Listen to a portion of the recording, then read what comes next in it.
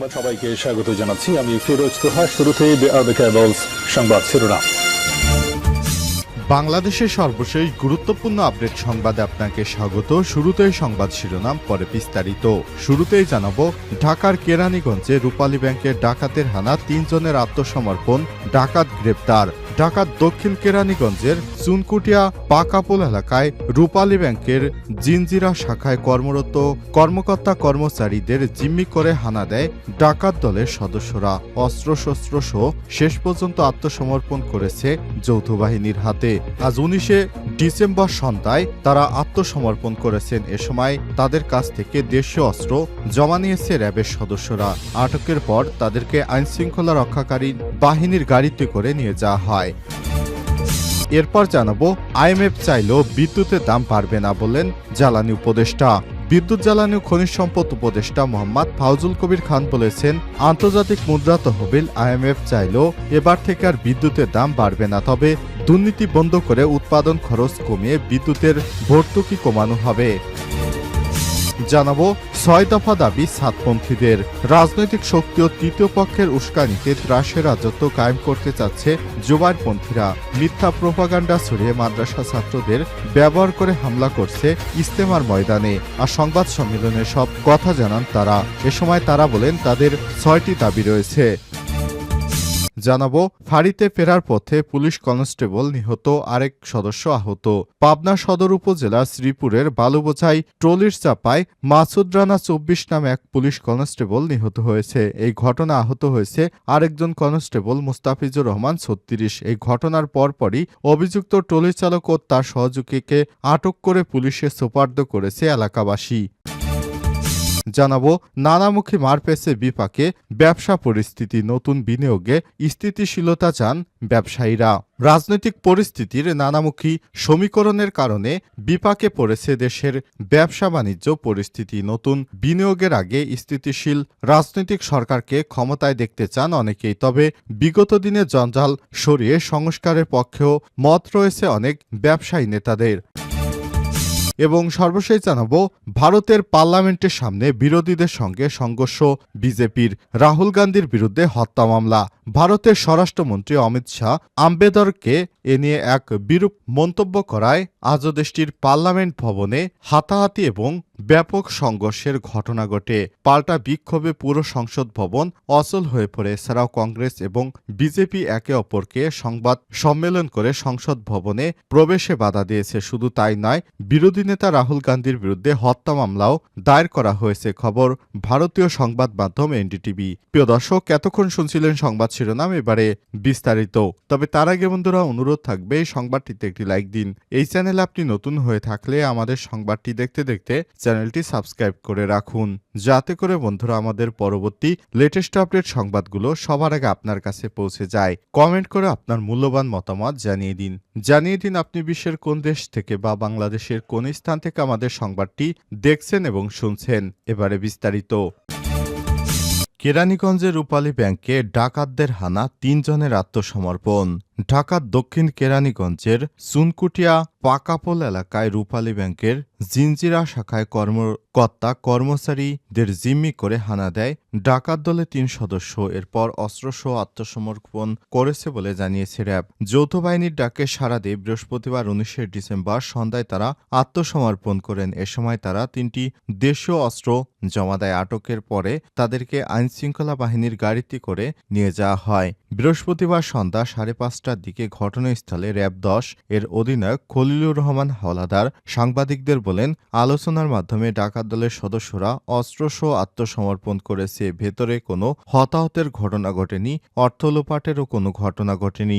বৃহস্পতিবার ১৯শে ডিসেম্বর বেলা ২টার দিকে ডাকাত দলের ব্যাংকটিতে হানা দেয়। খবর পেয়ে সেনাবাহিনী, পুলিশ, র্যাব সহ আইনশৃঙ্খলা রক্ষাকারী বাহিনীর সদস্যরা আশপাশের এলাকা ঘিরে রেখেছে। এর আগে ব্যাংকটির প্রধান কার্যালয়ে একজন ঊর্ধ্বতন কর্মকর্তা জানান, ভেতরে থাকা ডাকাত দলের আত্মসমর্পণ করার চেষ্টা চলছে। ২ জন অস্ত্রধারী ১২ জনকে জিম্মি করে রেখেছে। সেখানে কয়েকজন গ্রাহকও রয়েছেন। এখন ২ ডাকাত সেফ এক্সিট চাইছেন। এ সময় তিনি বলেন, ব্যাংকে আটকে পড়া কর্মকর্তাদের সঙ্গে আমরা কথা কথা বলেছি, কোনো ক্ষয়ক্ষতি হয়নি, টাকা লোপাটও হয়নি। তবে বাইরে সাধারণ জনতা, পুলিশ, র্যাব ও সেনাবাহিনীর সদস্যদের উপস্থিতির কারণে ডাকাতেরা ভয়ে আছে, সেফ এক্সিট চাইছে। আইএমএফের সদস্যরা চাইলেও বিদ্যুতের দাম বাড়বে না। জ্বালানি উপদেষ্টা, বিদ্যুৎ, জ্বালানি ও খনিজ সম্পদ উপদেষ্টা মোহাম্মদ ফাউজুল কবির খান জানিয়েছেন, আন্তর্জাতিক মুদ্রা তহবিল আইএমএফ চাইলেও বিদ্যুতের দাম বাড়ানো হবে না। তবে দুর্নীতি বন্ধ করে উৎপাদন খরচ কমিয়ে বিদ্যুতের ভর্তুকি কমানো হবে। বৃহস্পতিবার 19 ডিসেম্বর অর্থ মন্ত্রণালয়ে সাংবাদিকদের এক প্রশ্নের জবাবে এসব কথা জানান তিনি। বিদ্যুৎ, জ্বালানি ও খনিজ সম্পদ উপদেষ্টা বলেন, দাম বৃদ্ধি করে বিদ্যুতের ভর্তুকির সংস্কৃতি থেকে বের হয়ে আসবে সরকার। তবে আর্থিক সমন্বয়ের মাধ্যমে খরচ কমানো হবে। এখন থেকে দাম বৃদ্ধি শুনানি করবে Bangladesh energy regulatory commission BERC. নতুন করে বিদ্যুতের দাম বাড়ানো হবে না। এর আগে সরকারের বিভিন্ন পর্যায়ের কর্মকর্তাদের সঙ্গে আলোচনা শেষে আইএমএফ জানিয়েছে, রাজনৈতিক পথ পরিবর্তন পর আশঙ্কাজনক অবস্থায় বাংলাদেশের অর্থনীতি নিয়ন্ত্রণে আসছে না। মূল্যস্ফীতি যা আইএমএফের ধারণার থেকেও অনেক বেশি। তবে চ্যালেঞ্জ রয়েছে বাংলাদেশের ব্যাংক খাত সুশাসনে ফেরানো সহ রাজস্ব আয় বাড়ানোর উদ্যোগেও। অন্তর্বর্তীকালীন সরকার সফল না হলে তার প্রভাব পরবর্তী রাজনৈতিক সরকারের উপর পড়বে। অর্থ উপদেষ্টা ডক্টর সালেউদ্দিন আহমেদ বলেন, আইএমএফের উদ্বেগ থাকলেও খুব একটা খারাপ নেই দেশের অর্থনীতি, যদিও সংকট উত্তরণে রয়েছে চ্যালেঞ্জ। আইএমএফের কাছ থেকে অতিরিক্ত $300 কোটি পাওয়ার আশাবাদও ছিল অর্থ উপদেষ্টার বক্তব্যে। যে 6 দফা দাবি সাতপন্থীদের, রাজনৈতিক শক্তি ও তৃতীয় পক্ষের উস্কানিতে ত্রাসের রাজত্ব কায়েম করতে যাচ্ছে জোবায়েরপন্থীরা।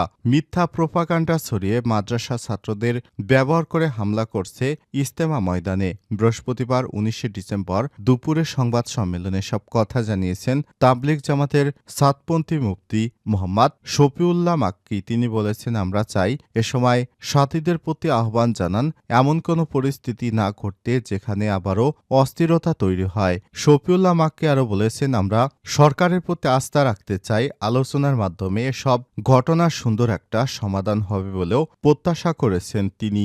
মামুনুল হকের সমালোচনা করে তিনি জানান, তাদের মতো রাজনৈতিক ব্যক্তিরা সমঝোতার পথ বোঝেন না। তারা সহিংসতা সৃষ্টি করে সমস্যা জিয়ে রাখতে চায়। শুধু তাবলিগের দুই পক্ষের সঙ্গে বসতে পারলে সমস্যার সমাধান হয়ে যাবে বলেও প্রত্যাশা করেছেন তারা।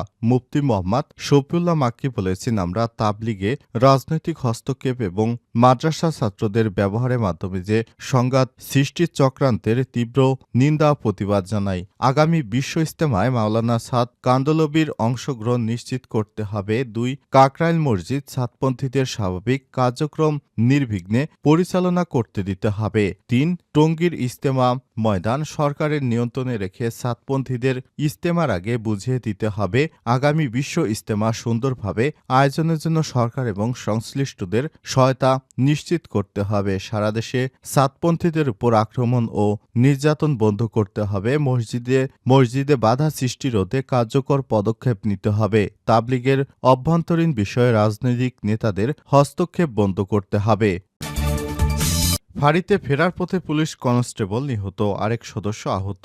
পাবনা সদর উপজেলা শ্রীপুর বালুবোঝাই ট্রাকের চাপায় মাসুদ রানা 24 নামে এক পুলিশ কনস্টেবল নিহত হয়েছে। এই ঘটনায় আহত হয়েছে আরেক কনস্টেবল মুস্তাফিজুর রহমান 36। এই ঘটনার পরপরই অভিযুক্ত ট্রলি চালক এবং তার সহযোগীকে আটক করে পুলিশে সোপর্দ করেছে এলাকাবাসী। বৃহস্পতিবার 19 ডিসেম্বর দুপুরে পাবনার সদর উপজেলার ভাড়ারা ইউনিয়নের শ্রী বাজারের সামনে ঘটনা ঘটে। পাবনার অতিরিক্ত পুলিশ সুপার কাজী শাহনেওয়াজ দুর্ঘটনার এসব তথ্য নিশ্চিত করেছেন। নিহত মাসুদ রানা সুজানগর উপজেলার কামালপুর পুলিশ ফাঁড়িতে কর্মরত ছিলেন। তিনি নওগাঁ সদর উপজেলার উলিপুর গ্রামের মোহাম্মদ শহীদুল ইসলামের ছেলে। আর আহত কনস্টেবল মুস্তাফিজুর রহমান একই ফাঁড়িতে কর্মরত। তিনি সিরাজগঞ্জের শাহজাদপুর উপজেলা শ্রীফলতা গ্রামের মৃত আমজাদ হোসেনের ছেলে।